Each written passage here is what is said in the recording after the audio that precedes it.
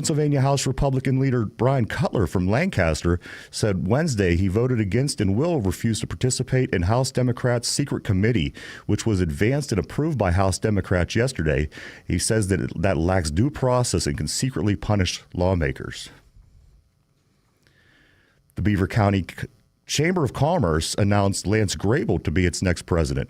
Lance's career experience in private and public sectors, as well as his deep knowledge of Beaver County, will bring significant benefits to the chamber members and to the community at large. PennDOT District 11 is announcing a 10-day closure of the ramp carrying traffic from Route 51 on Coriopolis Road to northbound I-79 in Robinson Township. Allegheny County will begin Friday, May 10th, through Tuesday, May 21st, weather permitting. The ramp carrying traffic from Route 51 to northbound I-79 will be closed to traffic from 7 p.m. Friday night through 6 a.m. Tuesday, May 21st, to allow crews to conduct ramp reconstruction work. Ramp traffic will be detoured. In partnership with the Pittsburgh Pirates, the U.S. Army Corps of Engineers Pittsburgh District will host their Water Safety Night at PNC Park May 11th.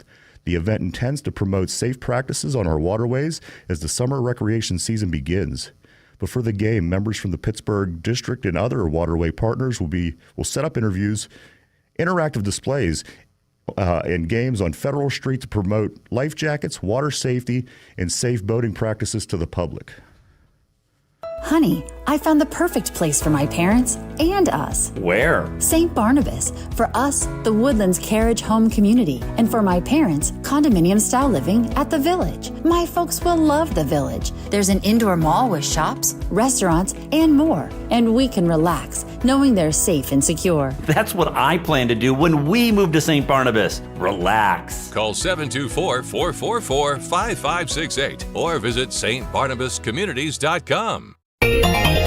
Here's the Beaver County forecast. Cloudy with rain showers expected to begin late morning throughout most of the day. Some of the storms in the afternoon could be severe. A bit cooler today with a high near 62. The rain continues tonight, will drop down to a low of 50. Partly sunny tomorrow with a chance of early morning showers, will reach a high of 62. Partly cloudy on Saturday. There's a chance of afternoon showers and thunderstorms. Another cool day with temperatures in the low 60s, and mostly sunny on Sunday. We could see a few rain showers through the early afternoon. A high of 66 is expected. I'm Lisa Marie with your Beaver County weather.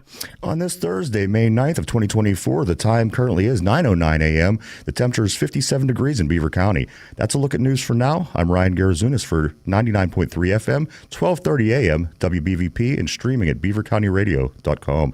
Now, it's time to talk on Teleforum on Beaver County Radio. 1230 WBVP, 1460 WMBA, 99.3 FM, and beavercountyradio.com. And now, here is the host of the show, Eddie Crow.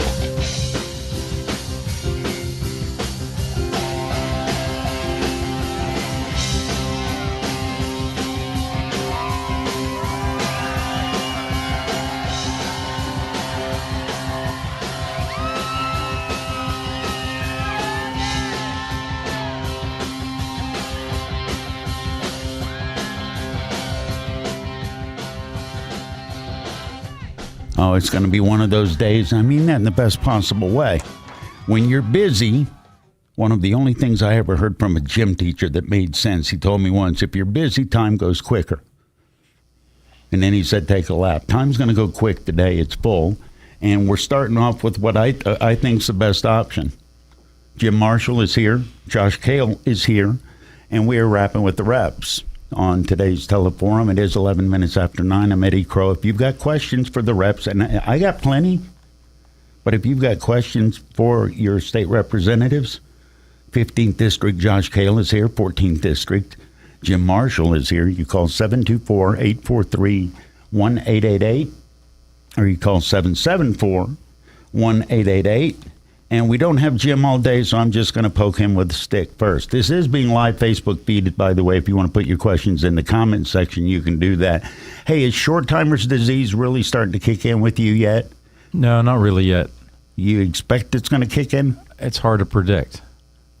So you're saying there's a chance? There's a chance. There's a chance. All right, for people that don't know, you're not running for re-election.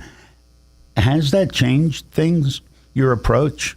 Because, Josh, you're going to have to deal with these people on down the road, right? Jim, you're really not if you don't want to. Has that changed how you view things? A little bit. I'm trying to get some legislation done because it's going to be my last opportunity. So, say last term, I worked more to help other members get their bills passed. I have a few I want to get done this year, so working on those, along with continuing to chair Consumer Protection, Technology, and Utility with my good friend and neighbor, Rob Matsey. I'm glad you brought that up.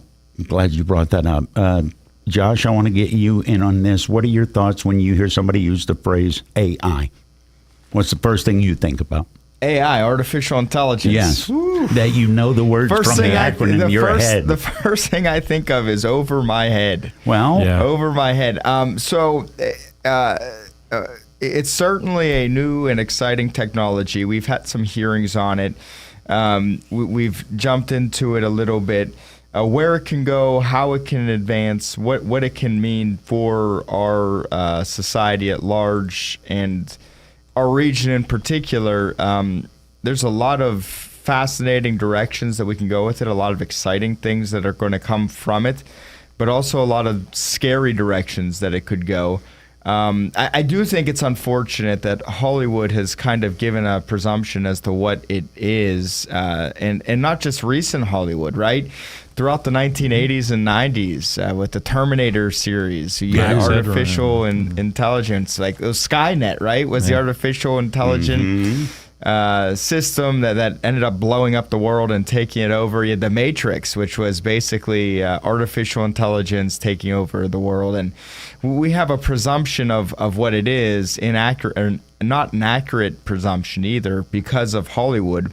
And I do think that's unfortunate. I'm not saying there are no downsides to it. There certainly are. The concentration of information and the power it gives to a very limited number of people is a problem. But at the same time, it also allows us to process information so much faster than we did in the past, and allows us to be much more efficient, and has a lot of different applications. So when I think AI, I think excitement, concern, hesitation, all at the same time.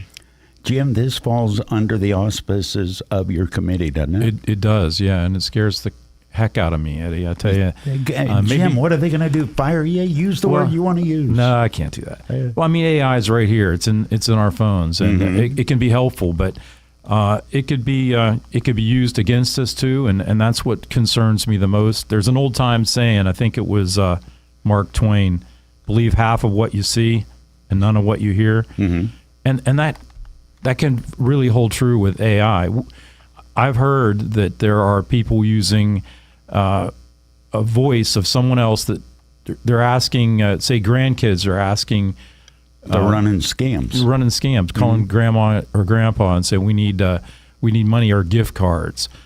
Use your credit card or gift cards. I can tell you this, I'm not going to call anyone and ask them to donate to anyone or to send me money. If you hear that, it's a scam. Question all of these. Anytime somebody calls you, if the IRS calls and said, you owe us money, pay us in gift cards. Right. That's not happening. Yeah, and we need iTunes cards to settle your tax debt. You said really, I think, poignant word, scary. What is scarier? The negative that can be done with it, the lying, or the fact that, and Mr. KAIL, you answered it perfectly. It's like most people they hear that acronym, AI, they have no idea what it means. How weird is it going to get? Because we're getting into election season. And there was a story, you and I talked off the air. Democrats got together and they were trying to figure out how they can better use AI for campaigns. I don't get the impression a lot of people that are in charge of sorting this out really know what it is. I mean, I think you could really make a video of someone saying words that they've never said. And that's scary. And that's dangerous. How much has been accomplished with at least trying to sort it out? Because again, off air, we were talking, it's going to get more prevalent. It's going to be difficult because, we can make laws prohibiting things, but the people that are doing this are law breakers. So they're not going to care. They don't care. They don't care. And for people to think that we're working on legislation or laws to prevent it, and that's going to be great, it's not going to prevent anything because they're law breakers. Okay. Yeah, and I think what's going to be interesting, and maybe this is a positive of what we're talking about. What's going to end up happening, I'm not sure when or how soon it's going to happen. It's going to completely discredit what Jim was talking about. People aren't going to believe anything that they see on the internet or anything that they see on a screen. And I think what you're going to find is that, especially as it relates to campaigns, it's going to be far more effective for candidates and for campaigns to be out in their community so people can see face-to-face and have a credible conversation with somebody so they can hear right from the horse's mouth what they actually believe and what they actually think, because otherwise I just don't think there's going to be much credibility in any of the sources. There is no credibility in the national news sources, and now the internet and videos and people depending on different unique news sources, I think are going to be flooded with a bunch of garbage this cycle. I think that's going to kill the credibility of that.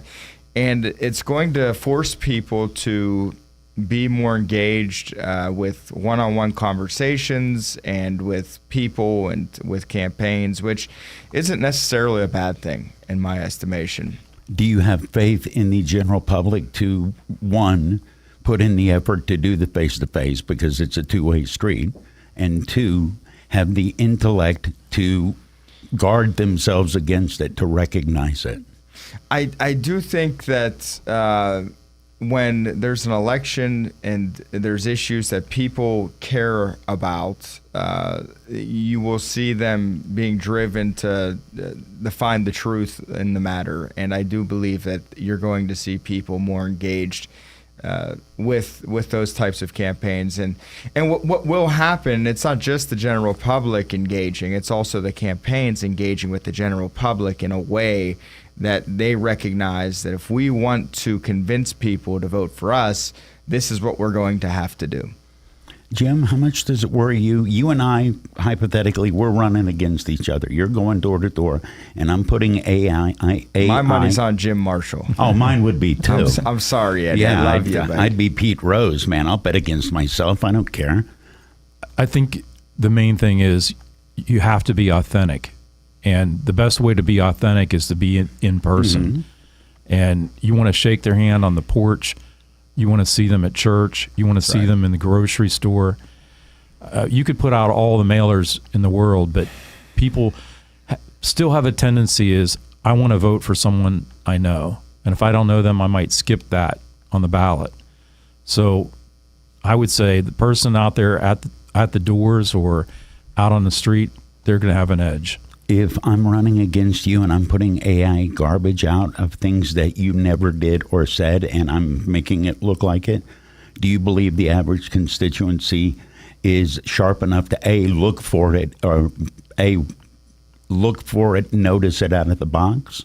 The typical voter, they really don't like negative mail pieces or ads anyway. I think part of that is they're skeptical. But the other part is, if you don't have anything nice to say, don't say anything at all. And that's really what people's belief is. Well, that's not the maxim I see in politics most times. It's easy to sling mud. It has been for a century. People still do it. I don't think it's that effective. I will say, Eddie, that if someone were to do that in a campaign, mm-hmm. The pushback on that would be dramatic from the other side's campaign. I mean, if you're just going to start making stuff up, that's an indictment on somebody's character and somebody's willingness to just lie about something. What's that say about the type of representative they're going to be? If they're willing to do that, if they're willing to just start throwing stuff out there to see if it sticks, it says something about who that person is, and that would be my reaction to it. There's a song lyric that says, "You believe what you want to believe." How how big a tendency is there, even if it's fake information or even if it's just mudslinging, if you're in alignment, well, I agree that other guy's bad. Does that weigh anything into the deciding? It's like he's angry like me.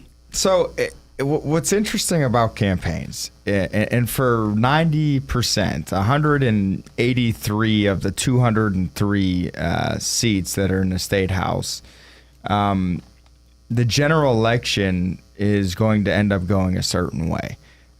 Just without any type of influence from campaigns, without any type. So my point in saying that, you're talking about when somebody says, "Ooh, we can take that." There are some places in PA, one side's never going to take it. There's Is that what about you're saying? 20 seats where it could go either way. Where it's There's 183 seats where once you get to the general election, that district is either going to vote Republican or that district is going to vote Democrat. Unless there is some strange anomaly, which is always possible, generally, just by trends and how things are. So my point is, there's not that many people that are convincible out there, right? People in today's political environment have generally made a decision, and there's not many people that are, in the what we call the middle that are or that are undecided voters, one way or the other. And who those people are and how do you compel them to vote a certain way is really the secret sauce to campaigns. And it's becoming more and more difficult because that group of people is becoming more and more narrow. And what makes them tick, that's really what people are looking for in a campaign at any level, whether it's the presidential all the way down to state representative. In those swing districts, they're not going to change voters with policy or facts. They're going to change voters with emotions. So they're going to send graphic mail pieces to really loud flyers. Yes, babies and machine guns. And, yes, I mean that's how they're moving voters is with nuclear bombs and daisies, right? Yeah, Isn't that what LBJ did with Barry Goldwater, right? Driven with emotions. Does that make you feel better about the future or worse about the future? Because believe with emotion but act with reason seems to not be the way. That's up to Josh now. You just so bailed out on that. Short timer's disease, I guess you're allowed there that. You go. All right. What should I ask you? Because you need to leave. I got Josh for the second half hour, but is there anything you wanted to bring up that I haven't yet brought up with you? And thank you for coming in. I know you're obviously busy. I have to get out today, but I'm waiting for the day. I'm hoping that Rob Matsey has the time to get on with us. It's such a pleasure to co-chair consumer protection with him. He's great on the radio, and I know his schedule's tight, but come on, Rob, let's join us one time. It is Rappin' with the Reps. News is next. It's Teleforum on Beaver County Radio. The news is big from Friendly Federal Credit Union, and there are several stories to get out. So, with no further delay, let's get to our experts at the teller window. First, Karen Latshaw, what do you have for us? Backed by popular demand, the annual Friendly Federal Credit Union luncheon meeting is happening August 24th at the Fez in Hopewell Township. Tickets are on sale now. That's good news for sure. Now let's go to Katie Mahalik for news about the scholarship program. I am pleased to report that applications for the Carl D. Ross and Anthony S. Payne scholarships are being accepted through June 30th. From the manager's desk, this has been Cindy Hiladio. Thank you for listening. For more news, click friendlyfcu.org, member NCUA Equal Housing Lender. Friendly Federal Credit Union, you got a friend. Falling in love is one thing. Having anxiety about falling is a whole different subject. If you or a family member are concerned about falling, and yes, either up or down the stairs, or maybe even out of bed, St. Barnabas has a special message and some ideas just for you. Years of experience in working with people who are prone to falls has given St. Barnabas special expertise in this area. Call them at 724-443-0700 and learn about ways that you can begin to feel more confident and safe, including suggestions that you can implement right now into your daily routine. Call St. Barnabas at 724-443-0700. For many years now, St. Barnabas has been helping people fall, in love that is, with their new, better life, a longer life, a risk-free life. Call St. Barnabas now at 724-443-0700 or visit stbarnabashealthsystem.com and learn more about living longer and better. Beaver County Radio and the Pennsylvania Hot Rod Company, along with AK Nahhouse, are teaming up to present Cruisin' on the Ridge, a series of car cruises happening the third Saturday of every month this summer from noon to 4 p.m.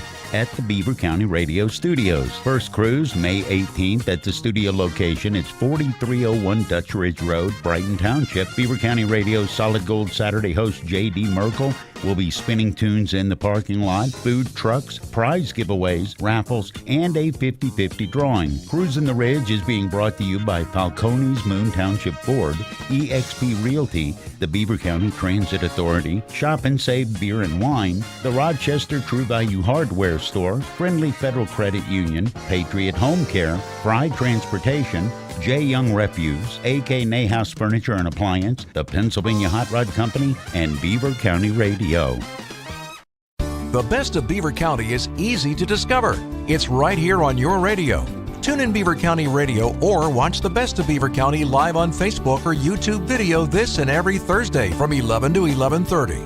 The program is made possible by St. Barnabas. For over 3 years now, the show has been dedicated to shining light on the great things going on right here in your neighborhood and the people that are making it happen. This Thursday, enjoy conversation and insight from an intriguing lineup of guests who are creating excitement and having an impact right here in Beaver County. Your friends and neighbors at St. Barnabas are pleased to support the best of Beaver County. The radio broadcast will also be replayed each week from 11:30 to noon on Sundays on Beaver County Radio. Archived Best of Beaver County videos can be viewed on the WBVP WMBA Facebook page. It's your chance to encounter the best of Beaver County with host Mike Romai this Thursday starting at 11. For more information, visit beavercountyradio.com. Some things just seem to go together well. You know, like salt and pepper, love and marriage, pencils and paper, and liver and onions. What? Liver and onions? Who wrote this? Hi, this is Andy Dangle from Freedom United Federal Credit Union, here to talk about two other things that go great together, cars and cash. If you're like me, you like both of those things, and right now, during Cars and Cash Month, Freedom United is making their unbelievable new and late model auto loan available so you can get all the cash you need to get the car you've been dreaming of, based on credit approval and vehicle purchase. Cars and Cash. That's a combination that you can't beat. Look for a picture of me holding all the cash you'll need, along with other details about Cars and Cash Month in the Freedom United Facebook feed. Member NCUA, Equal Housing Lender. Beaver County Radio's news source, 95.7 and 99.3 FM, along with 1230 WBVP, 1460 WMBA, and streaming at beavercountyradio.com. Good morning. Today's going to be mostly cloudy, 90% chance of rain, and it's looking like the high is going to reach 62. We'll have a complete Beaver County radio weather forecast after this look at the news. Pennsylvania election officials say the rate of mail-in ballots rejected for technicalities saw a significant drop in last month's primary election. That is after the state's official tried anew to help voters avoid mistakes that might get their ballots thrown out. Pennsylvania's top election official, Secretary of State Al Schmidt, said counties reported a 13.5% decrease in mail-in ballots that were rejected for some reasons the state had tried to address with the redesigned ballot envelope and instructions for voting by mail. That's compared to the 2023 primary elections. Pennsylvania Senator Bob Casey, along with Sherrod Brown from Ohio and Catherine Cortez Masto from Nevada, introduced the United States Call Center Worker and Consumer Protection Act to prevent American call center jobs from being outsourced overseas. In recent years, many call center operators have shifted operations overseas and shut down or downsized their U.S. operations. PennDOT District 11 is announcing a 10-day closure of the ramp carrying traffic from Route 51 at Coriopolis Road to northbound I-79 in Robinson Township. Allegheny County will begin Friday, May 10th through Tuesday, May 21st, weather permitting. The ramp carrying traffic from Route 51 to northbound I-79 will close to traffic from 7 p.m. Friday night through 6 a.m. Tuesday, May 21st, to allow crews to conduct ramp reconstruction work. Ramp traffic will be detoured. Pennsylvania House Republican leader Brian Cutler from Lancaster said Wednesday he voted against and will refuse to participate in the House Democrats' secret committee, which was advanced and approved by House Democrats yesterday. He says that lacks due process and can secretly punish lawmakers. The Aliquippa Food Co-op Steering Committee invites you to a community network analyst workshop on May 16th from 5:30 p.m. to 8 p.m. at Greenhouse Labs at 801 Franklin Avenue, Aliquippa. A CNA aims to leverage local knowledge and census data to understand who's in a community and how to effectively reach the residents. The Beaver County Chamber of Commerce announced that Lance Grable to be its next president. Lance's career experience in the private and public sectors, as well as his deep knowledge of Beaver County, will bring significant benefits to the chamber members and the community at large. In partnership with the Pittsburgh Pirates, the U.S. Army Corps of Engineers Pittsburgh District will host their Water Safety Night. It's going to be this Saturday night at PNC Park. The event intends to promote safe practices on our waterways as summer recreation season begins. Before the game, members from the Pittsburgh District and other waterway partners will set up interactive displays and games on Federal Street to promote life jackets, water safety, and safe boating practices to the public.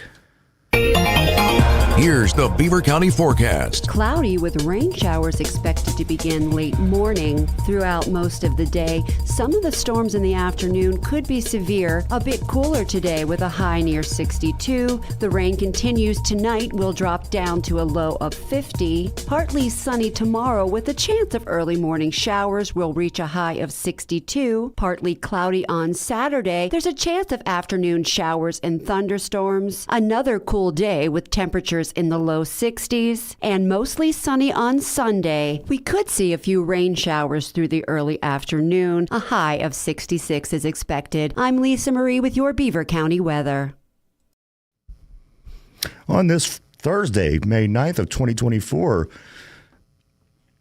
at 9:34 a.m., it's currently 57 degrees in Beaver County. That's a look at news for now. I'm Ryan Garazunas for 99.3 FM, 1230 a.m. WBVP, and streaming at beavercountyradio.com. Talk about what's happening in Beaver County or around the world on Teleforum. 724-843-1888. 724-774-1888. It's Teleforum with Eddie Crow. It is Teleforum. It's a special edition of Teleforum. Jim Marshall was here. He got the short-timer's disease. He's that first kid that closed the notebook at this point. You know what's amazing about it, and you were mentioning that, and you were talking about it, and I wish he was still here to talk about this, because I don't. It's not going to be negative, but Go Jim, ahead. so some people do turn into mavericks once they feel liberated that they don't have to run for office again. I will say this about Jim Marshall. Nothing has really changed that much about who he is, about how he's voted. Sure, he's working on certain things differently because he has a limited amount of time left. Mm-hmm. Frankly, we all have a limited amount of time. Yes. And it's something, the sooner you realize that, the better. But Jim Marshall's always been a maverick. The guy has always done things his own way, and he's continuing to do things his own way, and he's always been effective for his district in that regard. So I have not seen much of a change in how he goes about his business. There might be a change in what he wants to get accomplished and things like that. But the guy's always been authentic. He's always been himself. He's always been real, and that's how he's gone about his business. So, one rep talking about another rep. It's Rappin with the reps. Jim Marshall, 14th District, was here. He had other things to go do. Josh KAIL, 15th District, is still here. I want to ask you a question completely out of school because of what you just said. Let's do it. Completely what you just said. Do you think that wore on him to not necessarily be a maverick, but not go? Is it easier in Harrisburg if you just go with the flow with your peeps? Yeah, you know what, Eddie, it depends on the person. I mean, I do think there are a number of representatives who want to do the best they can by their districts for their constituents, and they want to ensure that they're doing what they can to make the Commonwealth a better place. Sure, in any setting, going with the flow is probably less controversial, but there aren't many people that go to Harrisburg who are afraid of conflict. Elections are conflict in and of themselves, and in order to get there, you have to win an election, and so it's a different type of person in that regard. I do think there's a lot of people there that are just focused on what's happening within their district and how they can make it better. And Jim Marshall was certainly one of them. One characteristic, one personality trait that would make you have a chance in politics, what would it be? Oof. A lot of people would say anger. Yeah. Honestly, the one that I think matters the most. We're not talking ideological conviction here. We're not talking about that type of thing. But the one attribute in a person that would do it, energy. I think energy. You got to get out there and talk to people, and you got to be able to see people face to face. And I think that's becoming more and more important. In order to do that, you need energy. More so now than when you started? Yes. Yeah? Yeah, I do believe so. I think when I started, 2019 was the first time I was sworn in. There were certain things that were novelties still. Text messaging people on the campaign trail was something that was a novelty, that was effective. Being on YouTube commercials, I remember people talking about that, and that was the first time they'd really seen that. That was something that was effective. I think now today people are worn out by all of the television and YouTube commercials, and the text messages are outrageous. The amount of text messages I get per day from different campaigns and different groups. People are tuning it out. When a different campaign texts you, what are they asking you for? Do they want money? Usually money. Straight up. Yeah. So I actually sign up for some of these because I do a lot of work with campaigns across the state, and I sign up not because I'm interested in actually doing what they're asking me to do, but I'd like to see what other campaigns are doing to get ideas for what we could do. To stay informed. Yeah. And so I get a lot of that. So it's kind of self-inflicted in that regard because I did sign up. And if you sign up for one, they sell your number and you end up everywhere. So I just, and even then, 2018, when I first was campaigning and sworn in 2019, the best way to campaign it was knocking on doors. That's always been the best way to campaign. And we knocked on 12,219 doors that first election, and we still knock on doors every other year. We're out there knocking on doors and talking to constituents. Even though we're elected officials, I think it's important, maybe more important now, to go out there and talk to people at their doors. And but today, with the novelty of certain advertising forms wearing off and people are becoming callous to those types of things, I think it is more important than ever to have campaigns that are out there, that are talking to people. And if the candidate can get out there, that is the most effective form of campaigning. So That's. I think you're going to see a lot of that coming now, especially with all the deep fakes and the AI and the stuff you talked about before. It's just people have an inherent mistrust of it. Josh KAIL is my guest, state representative, 15th district. It's Rappin with the Reps. I'm so glad I drove in this morning and I thought, if anybody can explain this to me, Mr. KAIL can explain it. How do you have a warrant one day and then not a warrant the next day, and that day happens to be right before the primary election? Walk me through that process. As somebody that's had a warrant, that's not how it works. Well, let's set the record straight here. Yes. I never had a warrant. Oh, I did. Okay, well, now we got that covered. It's an absolute miscarriage of justice. It's wild incompetence at best. It's foul play at worst, and there needs to be an investigation of it. There was a PFA for people that don't know. Walk through it, because the person we're talking about, the candidate, lost his primary. Yeah, there was a candidate, a Democrat candidate in a district in Northeast Philly, which is a portion of Philadelphia that is not downtown Philly, but right outside of it, Northeast Philly. This person has had issues in the past, and there was a warrant out for his arrest because of a PFA that he violated, an order within a PFA that he violated. And what we came to find out Monday, this was announced, I believe, on Wednesday or Tuesday night, the week before. What we came to find out was that there was actually no PFA, and so there was no violation of the PFA. So it didn't exist. It didn't exist. They issued a warrant for it. And the remarkable part about this, Eddie, is it would have literally have taken 1 to 3 minutes to go sit down on a computer, search and check to see if there was an active PFA.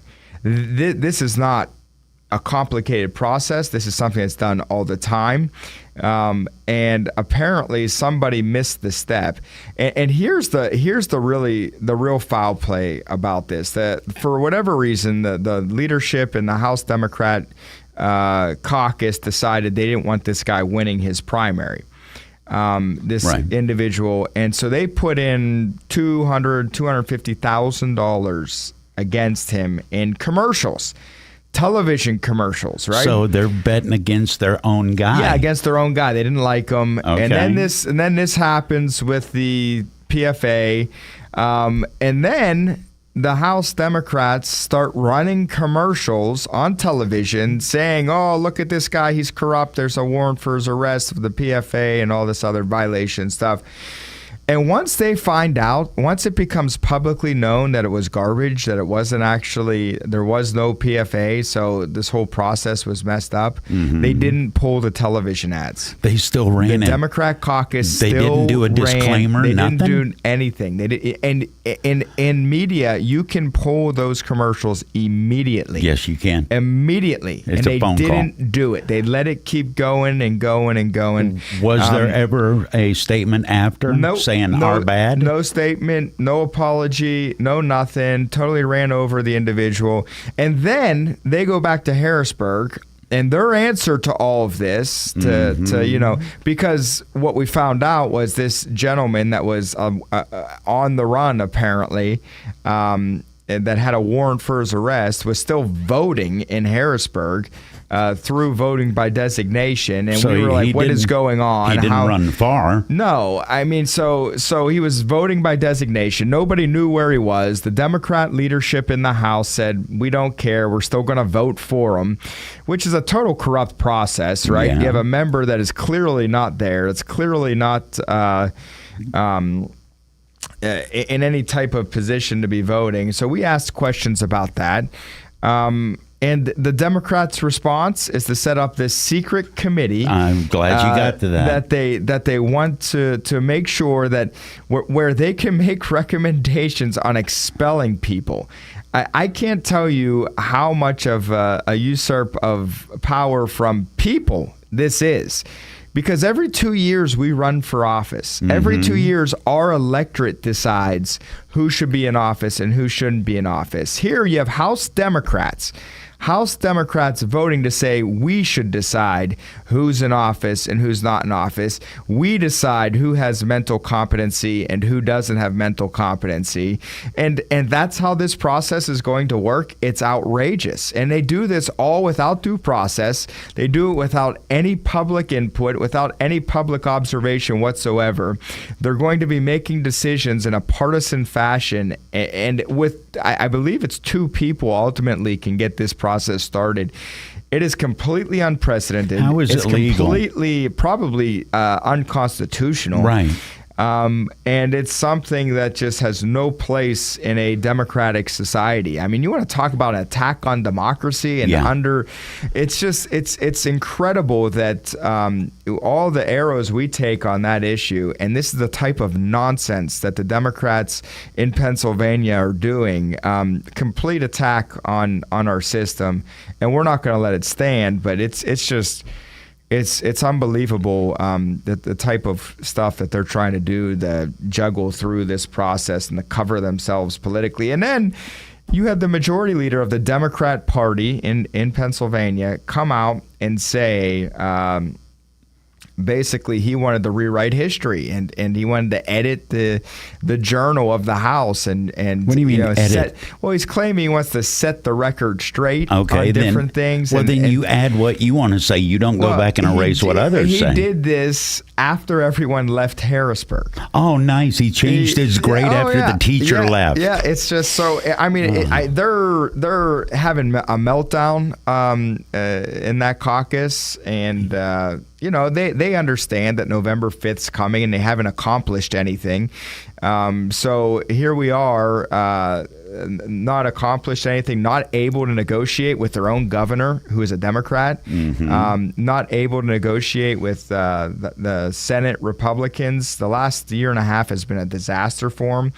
And they have to answer for it on November 5th, which is when the next election is. And that's when we're going to retake the majority, and they won't have accomplished anything, and they're getting very nervous about it. It's becoming obvious. Which do you think is more difficult, a constituency to trust a politician or politicians to trust each other? Well, so, I mean, trust is certainly a major issue in politics. And one of the things I do like about the state house is our districts aren't very large, so you can actually get to know your state representative, right? That's not the case. It's impossible for a congressman, even a state senator. It's much more difficult, but especially a U.S. senator, anything like that, to really get to know. So I do think it's easier for a constituent to trust the state representative, because the state representative, if they're doing their job, will make time for constituents that reach out and ask, and will also be reaching out to the constituents as well. Trusting other elected officials is the same issues that anyone else has in the workplace. There's some people that are trustworthy. There's some people that aren't trustworthy, and you navigate through that system and figure it out. When it's on paper, your people, don't you feel like you should be able to trust them more? You said the story you just told me, they were going after their own guy. They were going after their own guy. And I can't speak for the Democrat caucus, but there's certainly trust issues there, and because of that and what's happening there. And the reasons behind it, I'm not completely sure what's happening. The guy that ended up winning the primary is a gentleman with the last name Doherty, who his uncle is indicted and in prison in Philly. He was a leader of one of the locals out there, and this kid actually that's running now, Sean Doherty, we're finding was an individual who was involved in some of these issues, and it's a strange situation. The whole thing is very strange, but sure, that would create an environment of mistrust within their caucus. And, So but that would be a question, Representative Matsey has to answer because he's in that caucus. I know. He's the one that is there, and it's his leadership. It's the people he voted for doing these things, and he should have pretty good insights into what's happening with that. What's the best thing that's gotten accomplished in Harrisburg since we last spoke a month ago? No, nothing. No, and it's because of they fixed the roof, though, right? Well, the roof was never in need of fixing. It was a phony pretext to stay out of Harrisburg because they didn't like the numbers that they had with one of their members resigning, and they wanted to wait till they filled the seat before coming back to Harrisburg. So instead of just shutting it down because of that, they made up this phony story about the roof. But really nothing in the last month has been accomplished. In the House of Representatives, no. Now, in the state Senate, there's been major accomplishments. The Republican state Senate just passed a tax cut, the largest tax cut, I believe, in Pennsylvania history. And it's going to be a tax cut for everybody that pays income taxes in Pennsylvania, taking it from 3.1 to 2.5, I believe, is the numbers. I could be off a little bit on the numbers that they're taking it to, but our personal income taxes would be cut. It got dramatic bipartisan support. Unfortunately, the House Democrats have said, no, we'd rather spend money and increase taxes so we can have more revenue to feed the bureaucrats in Harrisburg, and our constituents can have less revenue, which is why we have this deadlock. And it's just been unfortunate that we haven't advanced any type of agenda that will make and help Pennsylvania grow and bring more jobs to our region. Instead, we've been talking about different ways that we can increase the bureaucracies in Harrisburg that have proven themselves to be completely ineffective. So, but that's what's on the line November 5th, and that's what's coming on November 5th, and that's the case that's going to be litigated on November 5th, and there hasn't been any accomplishments. There's issues that they could get done that they just have failed on, like raising the minimum wage. They've been complaining about this for years. They get into power, and they don't do anything on it. There's no negotiation on it. The state Senate has been clear that they're willing to talk about that, and they've just been so impotent and so ineffective that they can't even get one of their basic promises accomplished, which leads you to wonder as to whether or not they actually care about issues, or if it's just a game about, inside baseball, Harrisburg stuff.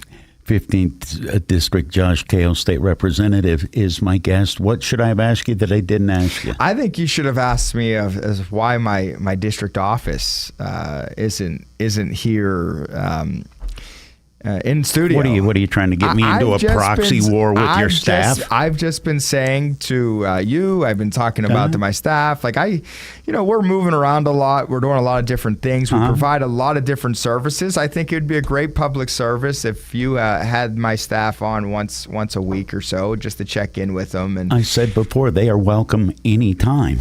Well, I will. Who do they work for? Who do they work for? I'll communicate that message to them, and I'll make sure that they know that they're welcome at any time. Who do they work for? You? That would make you their boss? No. I don't think we got the invite, Eddie. I don't think they were waiting for you to call them one day and just get them on the air. And all right.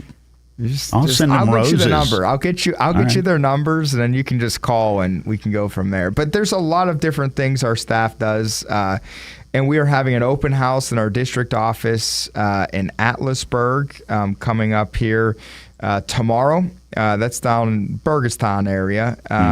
We'll be doing that tomorrow, and it's one of the things that I think that I'm most impressed with as far as this job is the stuff that we do just for constituents across the board to make their lives easier through our district office.